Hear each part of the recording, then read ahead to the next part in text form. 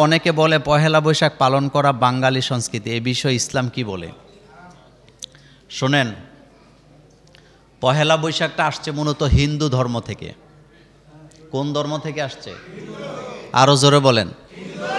হিন্দু ধর্ম থেকে।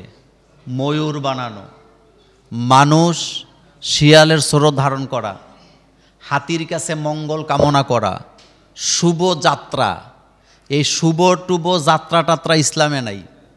আমাদের কল্যাণ অকল্যাণ আসে কার কাছ থেকে? ওয়াল কাদরি খাইরিহি ওয়া শাররিহি মিনাল্লাহি তাআলা ওয়াল বাসি বাদাল মাউত। আমার জীবনের কল্যাণ অকল্যাণ সবটা কার হাতে? এই যে মঙ্গল যাত্রা যেটা, এটা তারা মনে করে যে ওই দিন এই কাজগুলি করলে তাদের পুরা বছরটা মঙ্গল হবে, অর্থাৎ ওই দিন মঙ্গল নিয়ে আসে।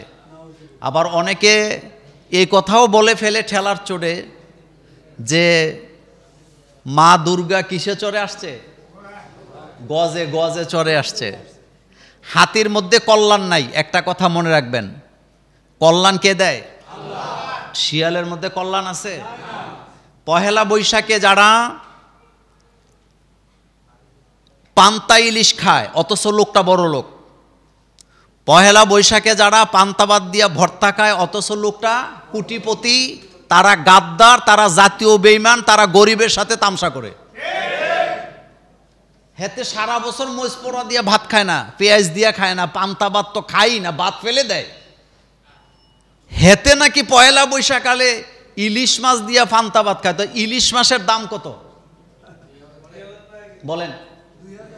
ইলিশ মাছের দাম কম না বেশি? এই যে পহেলা বৈশাখ আসতেছে, আপনি ইলিশ মাছ কিনতে পারবেন?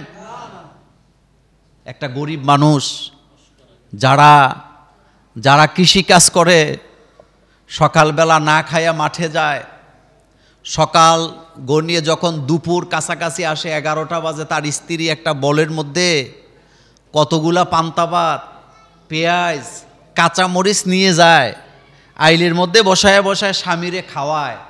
এই কৃষকদের দুর্দশা দেখার মতো লোক খুঁজে পাওয়া যায় না, অথচ বৈশাখের নামে তারা কি খায়?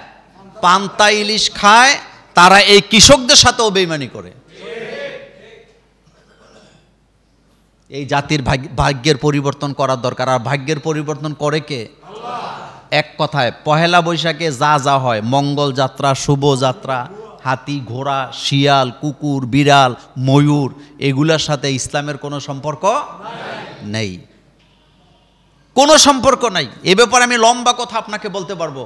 হযরতে আলী রাদিয়াল্লাহু তাআলা আনহু এই ব্যাপারে কঠোর ছিলেন, কোনো দিবস পালন করা যাবে না। সুতরাং এই মঙ্গল যাত্রা পহেলা বৈশাখে অন্তত আমাদের ছেলে মেয়েগুলো যেন এ ধরনের কোনো কাজ না করে। একটা বছর চলে গেছে, আরেকটা বছর শুরু হয়েছে, আমার মধ্যে অনুশোচনা আসার দরকার যে আমি গত বছরটা কিভাবে কাটাইলাম, কতটুকু গোলামি করে কাটাইলাম, সেই অনুশোচনা থেকে তাওবা করার দরকার। এতে কোনো আপত্তি নেই। আল্লাহ যেন আমাদের এই জাতিকে বুঝার তৌফিক দান করেন, আমরা বলি আমিন।